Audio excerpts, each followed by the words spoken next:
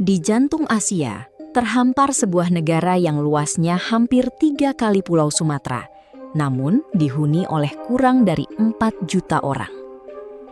Sebuah negeri dengan langit yang terasa tak berujung, padang rumput yang membentang ribuan kilometer, dan musim dingin yang mampu membekukan kehidupan.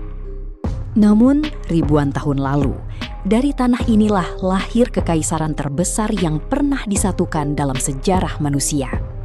Nama penguasanya masih menggema hingga hari ini, Genghis Khan.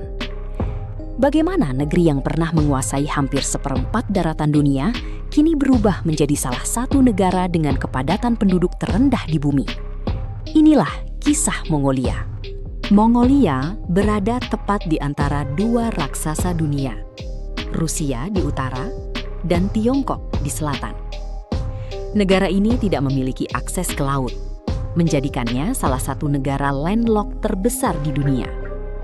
Luas wilayahnya mencapai sekitar 1,56 juta kilometer persegi, menjadikannya negara terbesar ke-18 di dunia.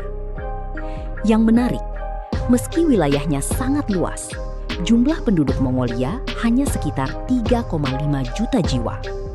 Artinya, kepadatan penduduknya hanya sekitar 2 orang per kilometer persegi, termasuk yang paling rendah di dunia. Sebagian besar wilayah Mongolia berupa dataran tinggi dengan ketinggian rata-rata lebih dari 1.500 meter di atas permukaan laut. Bentang alamnya didominasi padang rumput stepa yang luas, pegunungan Altai di bagian barat, hutan taiga di utara, dan gurun Gobi yang legendaris di selatan. Gurun Gobi bukan hanya hamparan pasir. Sebagian besar wilayahnya justru berupa bebatuan, kerikil, dan tanah kering. Disinilah banyak fosil dinosaurus ditemukan, termasuk telur dinosaurus pertama yang pernah diketahui dunia. Sementara di utara, terdapat Danau Hovskol, salah satu danau air tawar terbesar dan terdalam di Asia. Karena kejernihannya, danau ini sering dijuluki Mutiara Biru Mongolia. Mongolia memiliki iklim kontinental yang sangat ekstrim. Musim panas bisa mencapai lebih dari 35 derajat Celcius. Namun, ketika musim dingin datang, suhu dapat turun hingga minus 40 derajat. Bahkan di beberapa wilayah, angka tersebut bisa lebih rendah lagi. Fenomena yang paling ditakuti masyarakat Mongolia disebut Zud. Zud terjadi ketika musim dingin yang sangat keras membuat ternak tidak mampu menemukan makanan. Dalam satu musim, jutaan hewan bisa mati. Padahal, bagi masyarakat nomaden Mongolia, ternak adalah sumber kehidupan. Perubahan iklim membuat fenomena Zud kini semakin sering terjadi. Sejarah Mongolia berubah selamanya pada awal abad ke-13. Saat itu, berbagai suku nomaden di padang rumput saling berperang memperebutkan wilayah. Hingga muncul seorang pemimpin bernama Temujin. Setelah berhasil menyatukan berbagai suku, ia mendapat gelar baru, Genghis Khan. Di bawah kepemimpinannya, bangsa Mongol berubah menjadi mesin perang paling ditakuti pada masanya. Dengan mengandalkan pasukan berkuda yang sangat cepat, disiplin tinggi, dan strategi militer revolusioner, mereka menaklukkan wilayah demi wilayah.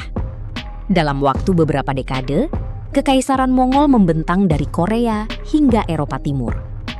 Luasnya diperkirakan mencapai sekitar 24 juta kilometer persegi, menjadikannya kekaisaran daratan terbesar dalam sejarah manusia. Namun bangsa Mongol bukan hanya penakluk. Mereka juga membuka jalur perdagangan internasional, menghubungkan timur dan barat melalui jalur sutra.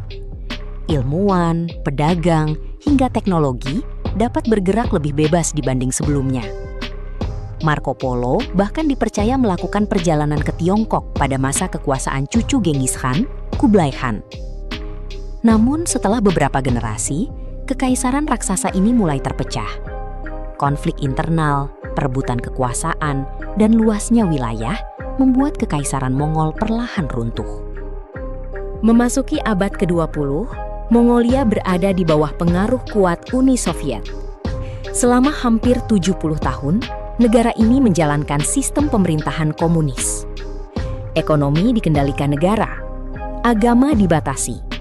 Banyak biara Buddha dihancurkan. Baru pada tahun 1990, gelombang demokrasi mulai muncul. Demonstrasi damai berhasil mendorong perubahan politik.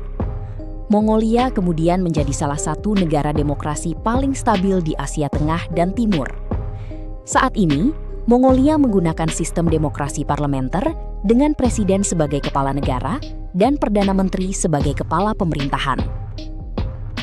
Meski dunia semakin modern, sekitar seperempat penduduk Mongolia masih menjalani kehidupan nomaden. Mereka berpindah mengikuti musim bersama kambing, domba, sapi yak, unta, dan kuda. Rumah tradisional mereka disebut ger atau yurt. Rumah bundar ini dapat dibongkar hanya dalam beberapa jam dan dipasang kembali di tempat baru. Kuda memiliki peran yang sangat penting. Bahkan, jumlah kuda di Mongolia lebih banyak daripada jumlah manusianya. Setiap tahun, masyarakat merayakan Festival Naadam. Festival ini menampilkan 3 olahraga tradisional: balap kuda, gulat Mongolia, dan panahan. Tradisi yang telah diwariskan selama berabad-abad. Sekitar setengah penduduk Mongolia kini tinggal di ibu kota, Ulaanbaatar. Kota ini berkembang sangat cepat. Namun, urbanisasi membawa tantangan baru. Polusi udara saat musim dingin menjadi salah satu yang terburuk di dunia.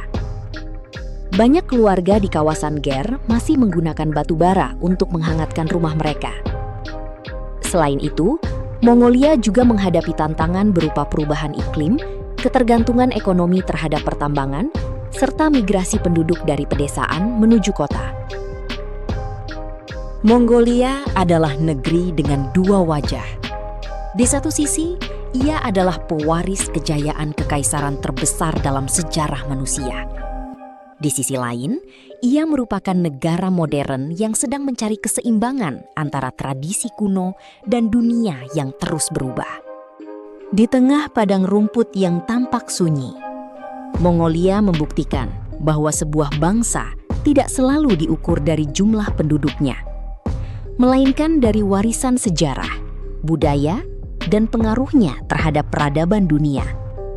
Karena terkadang, tempat yang terlihat paling sepi justru menyimpan kisah paling besar dalam sejarah umat manusia.